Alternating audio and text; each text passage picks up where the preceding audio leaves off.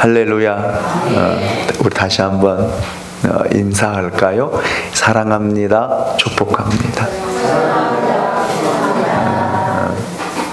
우리 심동만 교수님이 왼쪽 다리가 이렇게 인대가 파열되어서 수술해서 거의 3주를 병원에 입원하시고 또 치유 중에 있고 회복 중에 있는데 온전하게 더 튼튼하게 회복되시고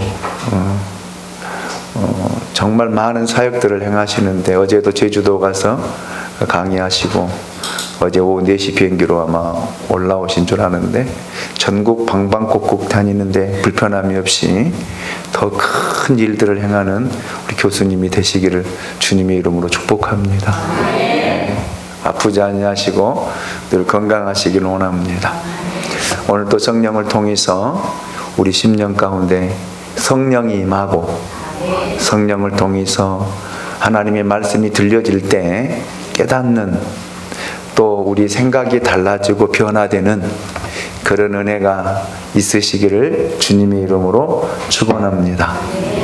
이제 오늘부터 창세기 1장 1절을 통해서 천지를 창조하신 하나님이라고 하는 말씀으로 아마 50장까지 가게 되면 약 한 4년 정도 강의를 할 것 같아요. 그러면 저도 4년 후면 이제 은퇴할 날짜도 5년 정도 남은 것 같아요.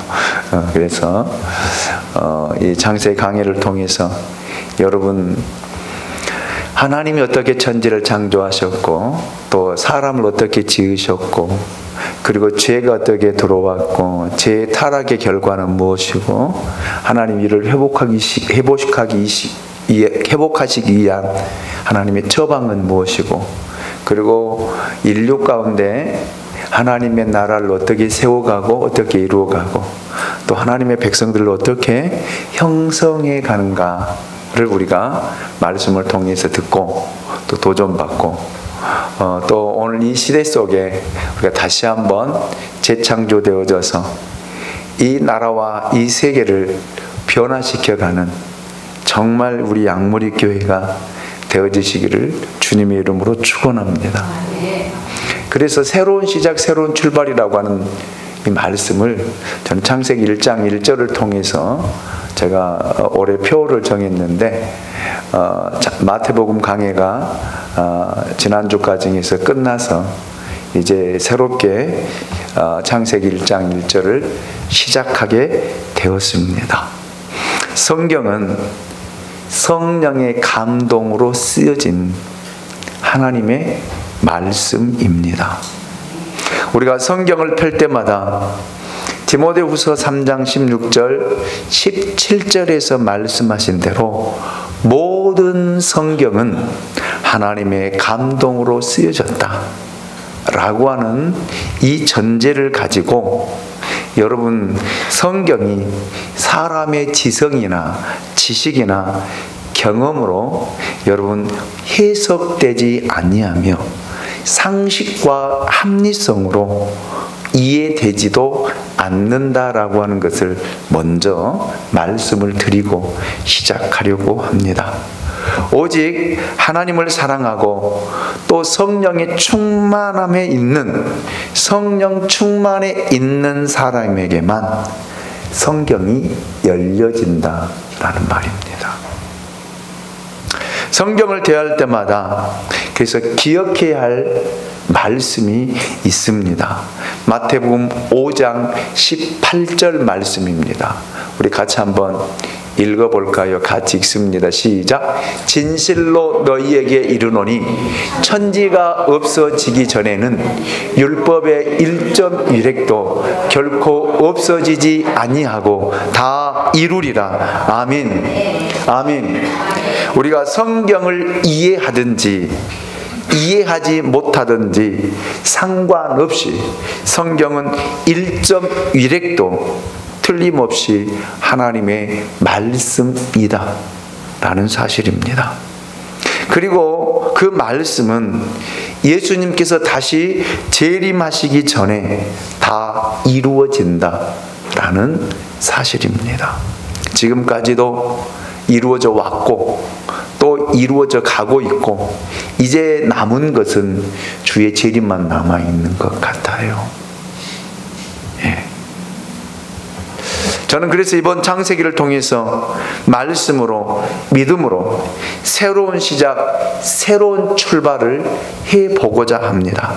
창세기를 통해서 우리들에게 들려주신 소위 하나님의 말씀, 하나님의 음성을 들을 수 있는 여러분 귀가 열려지고 마음이 열려지고 여러분 성경이 열려지는 그런 놀라운 신비한 체험을 할 수 있는 은혜가 있으시기를 원합니다. 창세기는 성경의 첫 번째 책입니다. 그리고 창세기는 성경 전체를 여는 열쇠와도 같습니다. 예. 여러분 무슨 책이든지 여러분 서론이 있고 설명이 있기 마련입니다.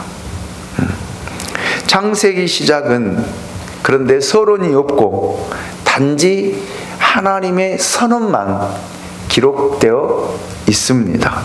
창세기 1장 1절 말씀 우리 읽었지만 다시 한번 같이 읽어보도록 하겠습니다. 시작. 태초에 하나님이 천지를 창조하시니라. 아멘.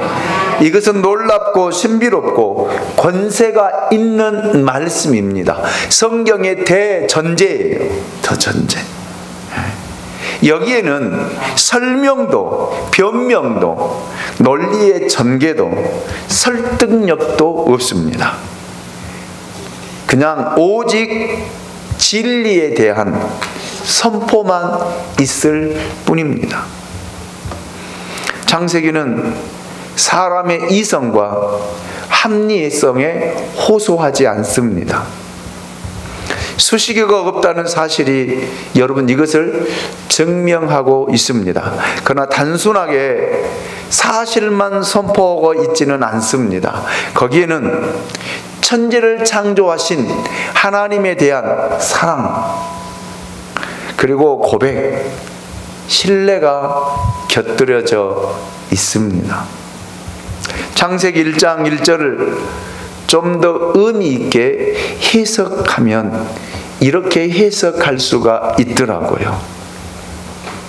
태초에 하나님이 천지를 창조하셨다는 사실을 알리고 선포한다. 이렇게. 또 이렇게 또 해석하기도 하더라고요. 학자들은. 태초에 하나님이 천지를 창조하셨다라는 사실을 믿고 고백한다. 이렇게 말할 수도 있습니다. 하나님이 천지를 창조하셨다라는 사실을 선포하고 믿는다면 더 이상 믿지 못할 것이 없고 의심할 것이 없습니다. 그렇잖아요. 하나님이 천지를 창조하셨다는 이 사실을 믿지 못한다라면 뭘 믿겠어요?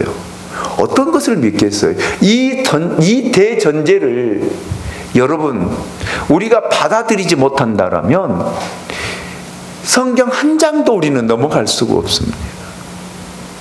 읽을 수가 없어요. 하나님을 믿을 수가 없습니다. 신뢰할 수가 없다라는 말입니다.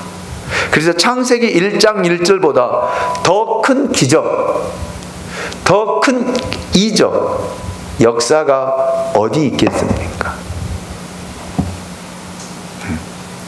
이 말씀의 핵심을 찾으려면 저는 몇 가지 말들을 줄여보면 뚜렷하게 알 수가 있습니다. 먼저 창세기 1장 1절 말씀에서 태초라는 말씀을 여러분 빼보십시오. 그러면 하나님이 천지를 창조하시니라 라는 말이 되죠. 또 이 말씀에서 천지라는 말을 빼보십시오. 그러면 하나님이 창조하시니라만 남습니다. 이 말을 좀 더 압축시켜 창조하시니라 라는 말까지 빼보십시오. 그러면 무엇만 남습니까? 하나님만 남습니다. 하나님만. 결국 이 말씀의 핵심 단어는 태초도 아니고 천지도 아니고 창조도 아니라 하나님이라고 하는 사실을 우리로 하여금 알게 하고 깨닫게 하는 거예요. 아멘입니까? 태초의 시작이 하나님, 창조의 시작이 하나님, 천지의 시작도 하나님이라고 하는 사실을 우리에게 알리고 선포하고 있습니다. 그래서 우주 만물의 중심은 하나님이십니다.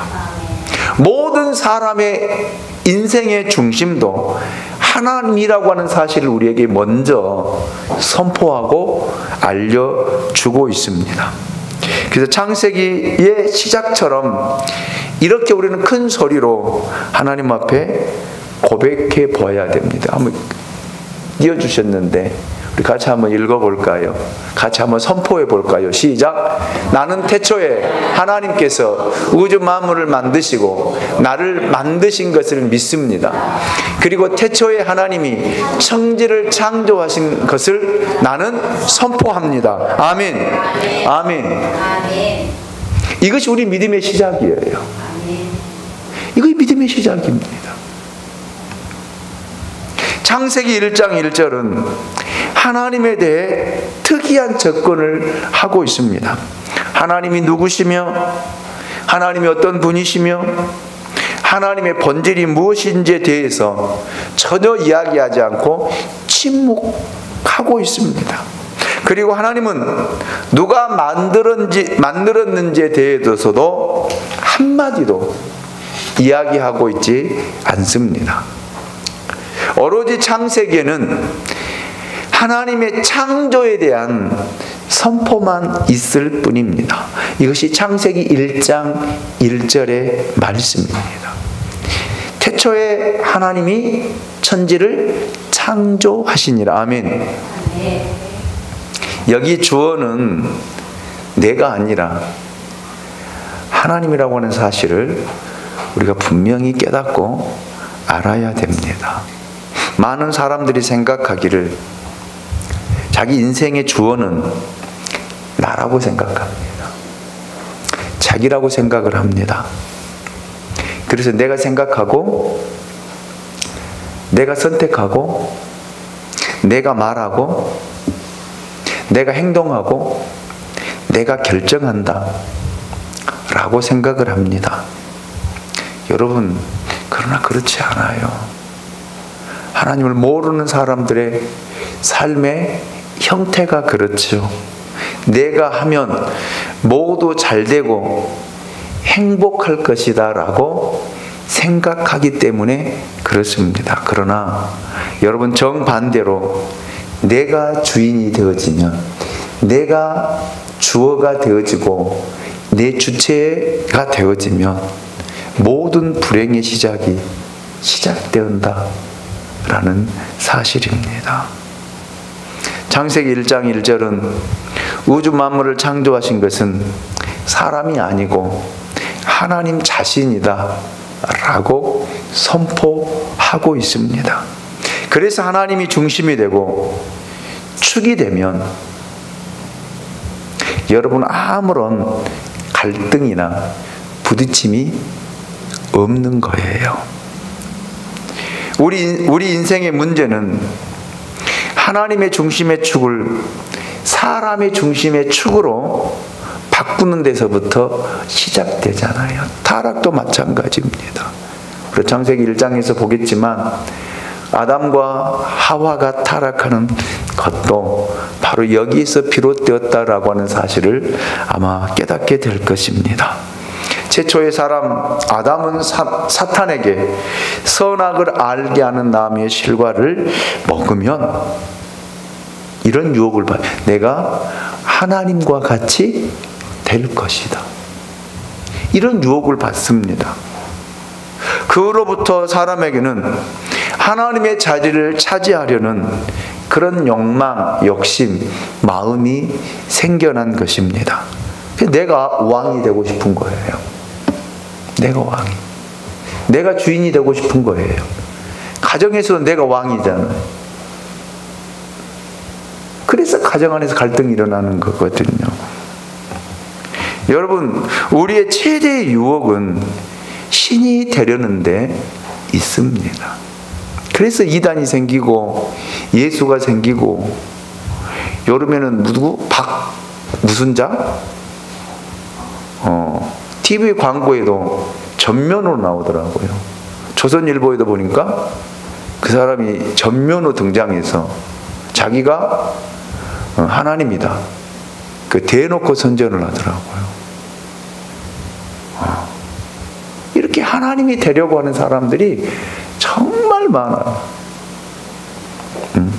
그래서 사람이 조금만 권력을 가지게 되거나 높은 위치에 있게 되거나 남보다 돈을 좀 많이 가졌거나 똑똑하다라는 말을 들으면 사람은 우쭐해지거든요. 그리고 남을 지배하려고 합니다. 이런 현상들이 바로 신이 되려고 하는 유혹입니다. 그래서 성경은 이를 가리켜서 교만이다 그래요. 교만이다. 그래서 교만은 패망의 선봉이다라고 여러분 우리에게 교훈해 주고 있지 않습니까? 이는 다른 사람들을 지배하고 종으로 만들려는 지배욕으로부터 나타난 것입니다. 그래서 사람은 끊임없이 정상을 차지하고 싶은 야망에 불타고 있습니다. 우리 마음속에는 없는 것 같아요? 여러분 생각해 보세요. 우리 마음속에는 없을 것 같아요? 아니에요. 아닙니다. 우리도 알게 모르게 내가 최고인 줄 알아요. 그래서 남의 말을 안 들어요. 하나님의 말씀도 안 듣습니다. 내 생각과 내 사고와 내 경험과 내가 생각하는 것들과 맞아야 하나님의 말씀도 순종하려고 하고 그 말씀을 따라가려고 하지, 나와 조금만 틀어지면 안 들어요. 다른 말 합니다. 그리고 우리는 사람들과 모이면 잘난 척을 얼마나 많이 하는지 몰라요. 그게 바로 이런 여러분 유혹에서부터 시작되는 거예요. 이게 교만이거든요. 하나님과 같이 되려고 하는 것이 여러분 교만이거든요. 제가 금요일날 금요 예배 때도 설교했잖아요. 바울은 가장 낮은 자리에, 가장 낮은 자리, 가장 낮은 자리에서 고린도 교회 성도들을 받아들이려고 했고, 그들을 수용하려고 했고, 그들을 사랑했던 바울의 마음을 우리가 고린도후서 5장 5절에서 7절 말씀을 통해서 듣고 보지 않았습니까? 그래서 바울이 위대한 사도예요. 못나서가 아니에요. 못 배워서가 아닙니다. 가장 뛰어난 가말리엘 문화에서 수학했던 사람이 바울입니다. 배움도 많고요. 로마의 시민권도 가지고 있었던 사람이 바울이었고, 바리새인 중에 바리새인이 여러분 바울이었습니다. 학문 가장 뛰어난 사람이에요. 바울 신학을 보면은요 정말 위대한 사도입니다. 그래서 모든 목회자가 누구를 닮고 싶냐면 바울을 닮고 싶어요. 바울에 대한 로망이 있습니다. 저도 한때는 바울에 대한 로망이 있어서 전국 서점을 다 이렇게 뒤져서 바울에 관한 책을 다 샀어요. 아마 저에게도 바울에 관한 책이 정말 많이 있습니다. 왜요? 읽고 연구하고 배워서 나도 바울처럼 사용되어야 되겠다라고 하는 열망 때문에요. 그런데 아무나 바울이 되는 것이 아니더라고요.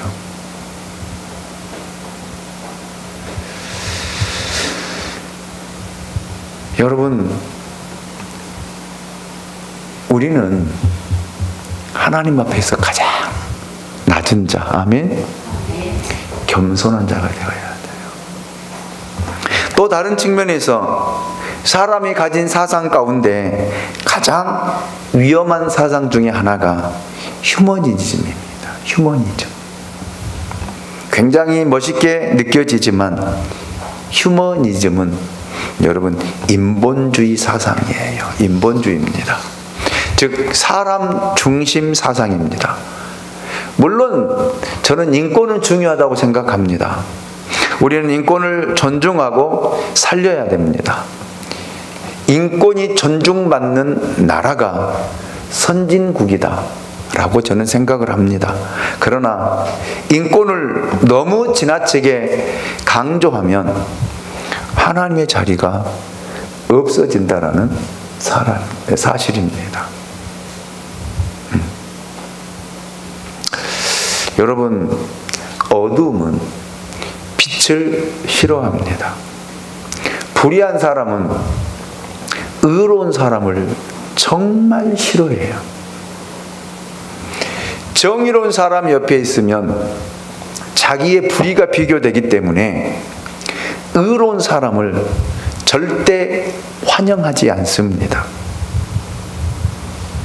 그래서 죄인은 하나님을 환영하지 않았습니다.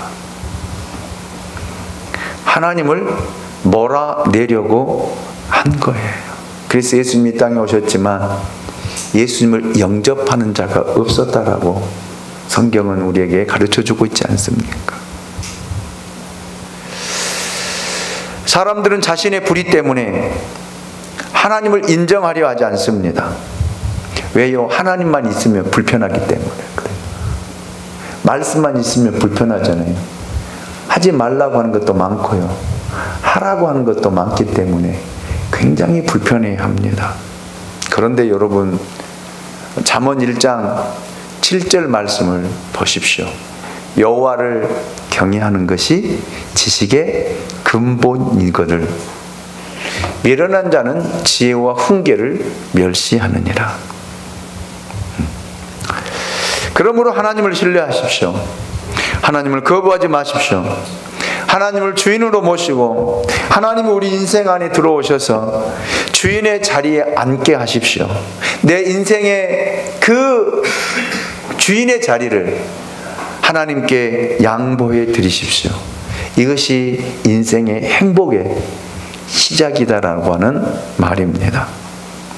하나님을 섬기고 찬양하고 경배하는 인생이 여러분 인생의 본분이 아닙니까? 그래서 여러분, 하나님과 논쟁하거나 하나님과 다투거나 여러분 하나님께 불평하지 마시고 하나님을 경배하고 예배할 수 있는, 하나님을 찬양하는 저와 여러분이 될 수 있기 원합니다. 하나님은 지식의 대상이 아닙니다. 하나님은 연구의 대상이 아닙니다. 하나님은 우리들의 경배의 대상, 우리의 찬양을 받으실 대상입니다. 무릎을 꿇고 그분의 위대하심과 영원하심과 거룩하심을 찬양할 수 있는 복된 입술이 되기를 원합니다. 그때 하나님의 거룩과 능력이, 권능이, 하나님의 살아계심이, 하나님의 일하심이 우리들 가운데 나타나고 시작될 것입니다. 존귀와 영광을 받으시기 합당하신 하나님을 선포하고 그분의 이름을 높이고 그분께 하나님 앞에 영광을 돌린다라면 여러분, 우리는 창세기 1장 1절의 말씀을 순종하고 그 말씀을 붙들고 사는 사람이 될 것입니다. 저는 창세기 1장 1절에서 몇 가지 놀라운 사실을 또 배우고 또 함께 나누고자 합니다. 첫째는 태초예요. 태초. 예. 태초라는 말은 시간이 시작된 바로 그 순간이라고 하는 말입니다. 여러분, 시간이 있다라는 말은 공간이 있다라는 말입니다. 공간 없는 시간은 없고요, 시간 없는 공간도 없습니다. 하나님이 인류 역사 속에 시간과 공간을 만드시고 우리에게 주셨다라는 사실입니다. 그래서 사람은 시간 속에 살지만 그 시간은 결코 쫓아서 합니다. 내 것이 아니다. 내 것 아니에요. 시간이 내 것 아닙니다. 그런데 우리는 시간을 내 것이라고 생각하고 살아가는 사람들이 참 많이 있습니다. 무지하고 어리석은 사람들의 모습이죠. 단지 사람은 하나님으로부터 시간을 빌려 쓰고 있는 것 뿐입니다. 그래서 우리는 시간을 아끼고 소중하게 사용해야 됩니다. 그래서 바울은 에베소를 통해서 시간을 아끼라고 우리에게 권면하고 있지 않습니까? 그래서 주님 재림하시면 이 시간에 대한 여러분 하나님의 심판이 반드시 있을 것입니다. 시간과 공간을 하나님과 함께 사용하면 거기에 하나님의 역사가 일어납니다. 이런 의미에서 성경의 역사는 세상의 일반 역사와는 분명히 다릅니다. 하나님 없이 만들어진 역사는 단지 여러분 인간 역사에 불과합니다. 그것은 덧없이 흘러가는 세상의 역사일 뿐입니다. 하나님의 역사는 여러분 의미가 있고 보람이 있고 황홀하고 감격이 있고 감동이 있고 축복이 있지만 세상의 역사는 그렇지 못합니다. 무의미하고 고통스러울 뿐입니다. 여러분, 그래서 세상의 역사는요, 지나가는 시대에 지나간 사람들 기억하지 않아요. 시간이 지나면 다 잊어버립니다. 그러나 하나님의 역사는요, 하나님 앞에 믿음으로 사는 사람, 정말 헌신하고 봉사하고 섬기는 사람, 하나님이 기억하게 하셔요. 아멘입니까? 그렇더라고요. 제가 저희 모교회가 지금 120년이 넘었거든요. 그런데 지나간 사람들이 다 잊혀져도 그 교회를 세우기 위해서 땅을 들였던, 그리고 교회를 세우기 위해서 정말 희생하고 헌신했던 그분은 기억하고 있더라고요. 그래서 우리 모교에 신우회가 있는데 신우회가 모이면 그분을 이야기해요. 그분이 누구냐면 강병남 장로님입니다.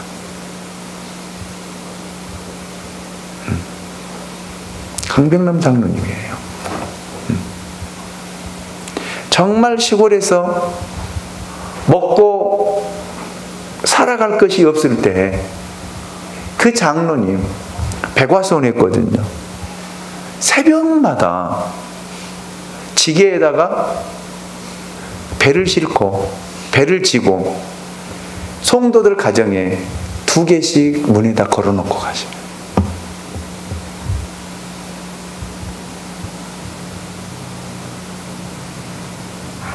여러분, 쉬운 일이 아니잖아요. 새벽에 한 번도 빠지지 않고요. 그 먼 길, 우리 걸음으로도 거의 1시간 거리예요. 교회와 그 장로님의 집이. 그런데 여러분, 그 시간에 새벽에 몇 시에 도대체 일어날까요? 그리고 지게를 짊어지고 배를 담아서 여러분 그걸 메고 와서 새벽 예배 끝나면 성도들 가정마다 돌아다니면서 걸어놓고 가시더라고요. 잊을 수가 없지요. 누가 있겠습니까? 그런데 그 자녀와 후손들 정말 다 잘 됐어요. 지금도.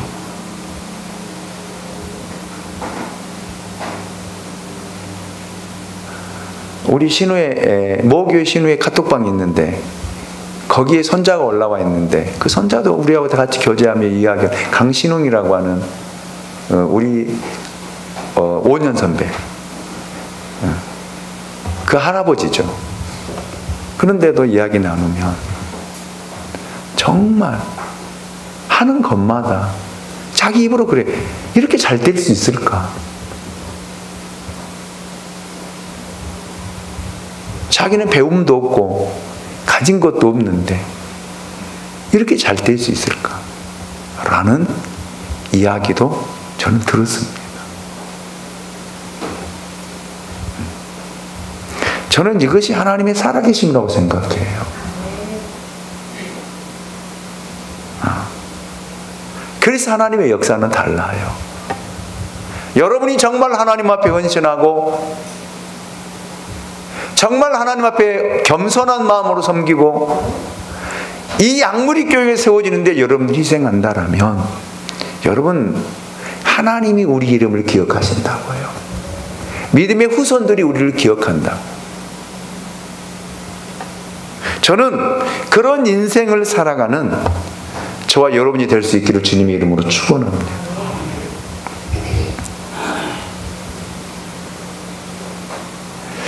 우리의 시간이 하나님의 시간 안에 있어야 할 이유가 바로 여기 있는 것입니다. 그리고 우리들이 존재하는 공간도 하나님의 공간 안에 있어야 합니다. 저는 이것이 구원의 사건이요 구원받은 장소라고 생각합니다. 여러분, 사람을 이해하는 데는 시간이라는 요소가 매우 중요합니다. 어떻게 시간을 사용하느냐 하는 것이 중요하다라는 말입니다. 하나님 내게 주신 24시간 어떻게 사용하고 어떻게 선용하고 있느냐라는 말입니다. 그래서 우리는 시간을 잘 써야 돼요. 잘 사용해야 됩니다. 그리고 내가 속한 공간도 잘 사용해야 됩니다. 시간을 잘못 쓰거나 공간을 잘못 사용하게 되면 결국 망하게 되더라고요. 그것이 이스라엘 백성들을 통해서 우리에게 보여준 사건이 아닌가 싶습니다. 하나님 주신 시간 잘못 썼습니다. 죄 짓는 데 썼습니다. 우상 숭배하는 데 썼습니다. 하나님이 주신 그 공간들을 산당을 짓고 우상을 경배하고 숭배하는 데 사용했습니다. 그래서 망했던 거예요. 그래서 멸망했던 것입니다. 여러분, 저는 하나님 주신 시간과 공간을 정말로 선용하고 잘 사용할 수 있기를 원합니다. 무엇을 위해 쓰실래요? 무엇을 위해 사용하실래요? 하나님이 주신 시간입니다. 하나님 주신 공간입니다. 제가 그랬잖아요. 시간은 내 것이 아니라고요. 내 것이라면 붙잡아 놓죠. 그렇잖아요. 시간이 내 것이라, 내 소유라면 붙잡아 놓고 가지 못하도록 붙잡아 놓죠. 그러나 시간은 내 것이 아니에요. 시간은 하나님의 시간이기 때문에 그냥 흘러가는 거예요. 아멘? 계속 흘러가잖아요. 아프든 아프지 않든 시간은 흘러갑니다. 공간도 마찬가지더라고요. 세상이 사람들이 떠나든 떠나지 않든 공간은 그대로 있어요. 변함이 없어요. 왜요? 하나님의 것이기 때문에요. 여러분, 그래서 하나님이 천지를 창조하셨다라고 하는 말은 우주 만물과 인생을 하나님이 지으셨을 뿐만 아니라 그 소유권이 하나님께 있다라고 하는 하나님의 선포입니다. 아멘. 그래서 모든 만물의 주인도, 시간의 주인도, 이 우주 안에 있는 공간의 주인도, 그 안에 살아가고 있는 저와 여러분의 인생의 주인도 하나님이에요. 내 마음대로 되는 것이 뭐가 있습니까?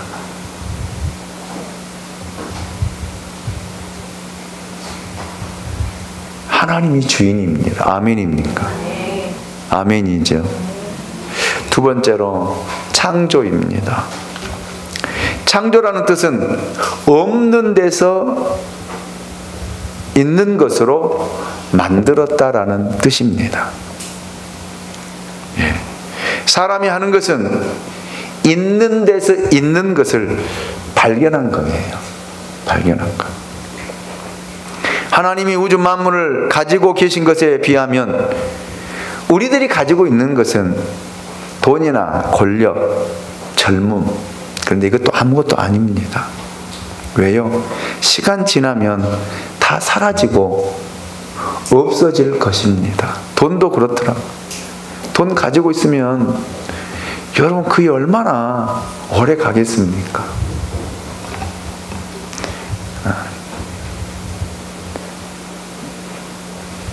어제 우리 윤혜성 목사님이 저에게 전화를 하셨더라고요. 목사님 기도해 주세요. 그래서 왜? 그랬더니 그 목사님은 제가센터를 운영하고 있거든요. 제가센터. 근데 어느 할머니를 그 센터에서 케어하는데 그 할머니가 자기 재산을 자식에게 주지 않고 센터에 기증을 하겠다라고 하셨다라고 하더라고요. 그래서 월요일 날 변호사 대동해서 그걸 이렇게 그 뭐라 그러죠, 교수님? 공증을 받겠다라고. 아파트 한 채 지금 가는 7억의 시가가 7억이라 하더라고요. 그걸 공증하겠다. 자기 건강할 때 그 센터에다가 기부하겠다라는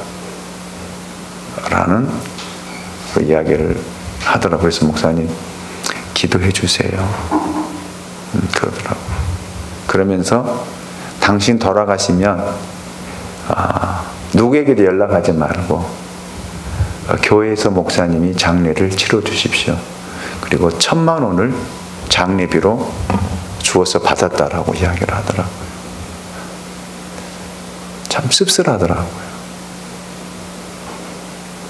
분명히 자식이 있을 텐데 그거를 왜? 자식이 돌보질 않으니까, 돌아보질 않으니까. 그걸 자기를 케어해주고 돌보주는 센터에다가 그걸 기증하는 그 모습을 보고 감사하다라는 이야기를 했지만 한편으로는 참 씁쓸하다. 이것이 우리가 살아가는 세상의 모습이구나. 다 내 것 같았지만 젊었을 때는 그분도 자기 것 같았고 자기 것이었지만 여러분 인생을 정리하려고 보니까 자기 것에 뭐가 있어요? 아무것도 없잖아요. 아무것도. 권력에 있는 사람도 결국 나이를 먹으면 내려오고 세상 떠나더라고요. 젊음도 영원한 것 같아도 아닙니다. 저도 마음은 이팔 청춘이거든요. 진짜 그래요. 그런데 몸이 말을 안 들어요. 죄송합니다. 어르신들 계셔서 이런 이야기를 해서 죄송합니다만 말 안 들어요.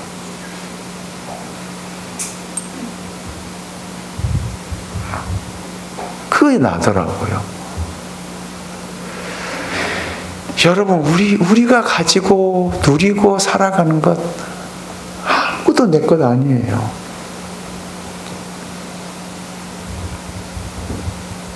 그래서 사람들의 법칙은 만들어낸 것이 아니라 발견된 것 뿐입니다. 그래서 우리는 하나님께 영광과 존귀와 찬양을 돌려야 돼요. 그리고 인생을 살아갈 때 문제가 생기면 여러분 어디로 가야 돼요? 여러분 차가 고장나면 어디로 가야 돼요? 정비소로 가야 됩니다. 왜 정비소로 가요? 왜요? 왜 정비소 갑니까? 그 차를 만든 사람들이 그 그 정비소에게 그 기술을 다 뭐예요? 전수해 줬기 때문에 그 사람들은 소리 듣고 체크하고 점검해서 수리하고 고치는 거거든요. 여러분, 그런 것처럼 우리 인생을 누가 만드셨습니까? 누가 만들었어요? 나를 누가 만드셨습니까? 하나님이 만드셨잖아요. 그래서 인생이 고장나고 인생이 아프면 어디 와야 돼요? 정비소 와야 돼요. 그 정비소가 어디입니까? 교회예요. 교회입니다. 저는 교회를 인간 정비소라고 생각해요. 그런데 우리는 정비소 왔어도 말하지 않아요. 여러분, 우리가 차를 가지고 정비소 가가지고 갖다 넣고 오면은, 갔다가 오면은 거기 있는 정비소 직원들이 고쳐줍니까? 고쳐줘요? 안 고쳐줘요. 왜 왔냐고 그래요? 뭐 하러 오셨냐고 그래요? 그러면은 이 차 운전자가 차에 대해서 상세하게 이야기해줘요. 차가 이상이 이런 이상이 있었고 이거 있었고 이랬고 저랬고 해서 이거 AS 받고 고치려고 합니다. 그 이야기 하잖아요. 그래 안 그래요? 그래야만이 정비소 직원들이, 기술자들이 달라들어서 그거를 수리해 줍니다. 오일도 교환해줘요. 우리는 우리 인생에 정비소 와서 고치려고 하질 않아. 고치려고 하지 않습니다. 드러내지를 않아요. 그냥 왔다 가. 그리고 우리는 하나님이 알아서 해주겠지. 정비사가 알아서 해줘요? 기술자가 알아서 해줘요? 차 맡기면? 아니잖아요. 여러분 인생에 문제가 생겼을 때, 여러분 하나님께 오십시오. 하나님께 돌아오십시오. 인생에 건강에 문제가 생겼습니까? 하나님께 오십시오. 하나님께 고하세요. 하나님,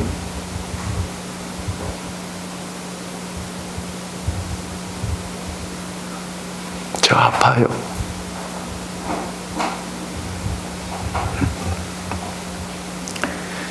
이번 서울지역 노예협의회에 가서 설교하셨던 하남교회 방성일 목사님이라 그분이 설교를 하더라고요. 그분이 그 교회 처음 부임했을 때 굉장히 힘들었대요.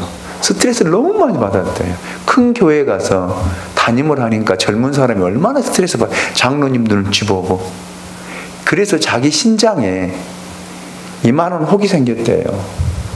그래서 검사를 서울 연세 세브란스 병원에 가서 검사를 했는데, 당신 그만두세요. 당신 더 이 일을 하게 되면 당신 죽습니다. 그러더래요. 아, 진짜 그러더래요. 그래서 자기가 교회 와서 사역을 그만두고 여기에 치료에 전념해야 될까? 어떻게 해야 될까? 하나님 앞에 나와서 기도하는데 하나님 그렇게 기도했대요. 하나님, 저예요. 저 목회하기 너무 힘들어요. 저 너무 힘들어요. 하나님, 제 신장에 동전만한 혹이 있다고 합니다. 어떻게 할까요? 그때 주신 말씀이 시편 32편 5절인가 6절인가 그 말씀을 하나님이 들려주시더래요. 내가 너를 주목하여 내가 교훈하리라.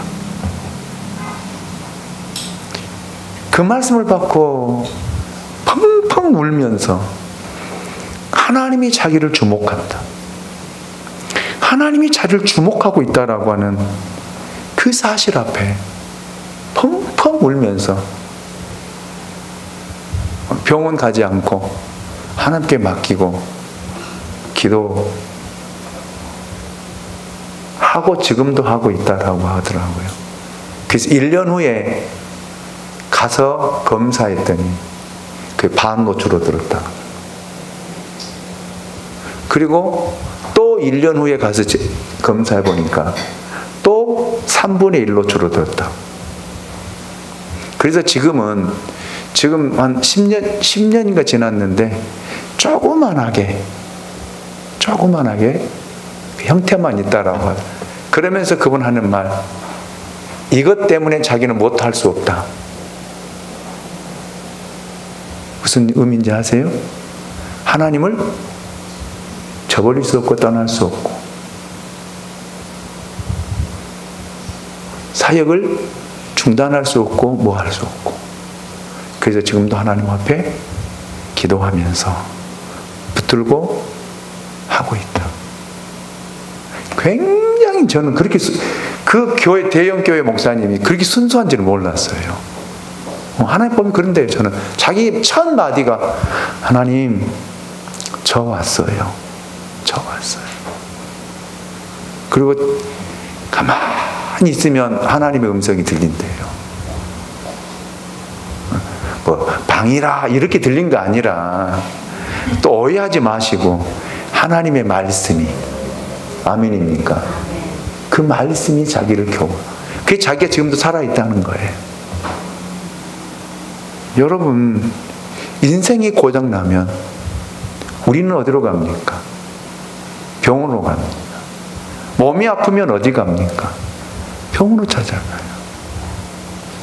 물론 발이 부러지거나 뭐 하면은 병원 가서 고쳐야죠. 그러나 여러분, 진짜 우리 몸이 아프고 정말 내가 AS를 받으려면 하나님 앞에 오라는 말입니다. 왜요? 하나님은 세상을 지으시고 만드시고 지켜보고 계신 분이 아니에요. 지금도 통치하시고 지금도 다스리시고, 아멘, 지금도 당신의 뜻대로 운영하고 계십니다. 이 사실을 우리가 안다라면 우리는 하나님 앞에 나와야죠. 이 하나님을 믿고 신뢰하라라는 말입니다. 여러분, 말씀을 맺겠습니다. 우리가 태양을 부인한다고 해서 태양은 없어지지 않습니다. 하나님을 거부한다고, 부인한다고 해서 하나님 없어지는 거 아닙니다. 단지 구원받지 못하고 축복받지 못한 뿐입니다. 그러므로 하나님께 나오십시오. 하나님이 천지를 만드셨습니다. 시간과 공간도 하나님이 지으셨습니다. 그리고 그 시간과 공간을 우리에게 선물로 주셨다라는 말입니다. 지금 우리가 마음대로 우리가 시간과 공간을 활용하지만, 여러분, 하나님께서 그 사용에 대한 결산을 할 때가 반드시 있다라는 사실을 기억하셔야 돼요. 내 마음대로 내 생각대로 내가 쓰고 싶은 대로 다 쓰고 사용했다라면, 오늘 오후 예배 때 우리가 말씀을 보지만 하나님이 저울에 달아보았을 때 함량 미달이 될 것입니다. 우리의 행동을 하나님은 달아보신다라는 사실을 기억하시고, 여러분, 하나님이 만들어 놓으신 시간, 공간, 자연 잘 사용하고 선용할 수 있는 저와 여러분 되시길 원합니다. 이제 하나님께서 어떻게 시간을, 공간을, 그 공간 안에 무엇을 채우셨는가, 창세기라고 하는 성경의 여행을 통해서 그리고 함께 배우고 함께 듣고 그 하나님을 만나고 그 하나님을 경험할 수 있는 그런 시간이 될 수 있기를 원합니다. 부탁합니다. 쫓아서 합니다. 겸손하자. 겸손하자. 아멘. 우리 찬양 드리도록 하겠습니다. 오 신실하신 주, 하나님은 정말 신실하신 주입니다.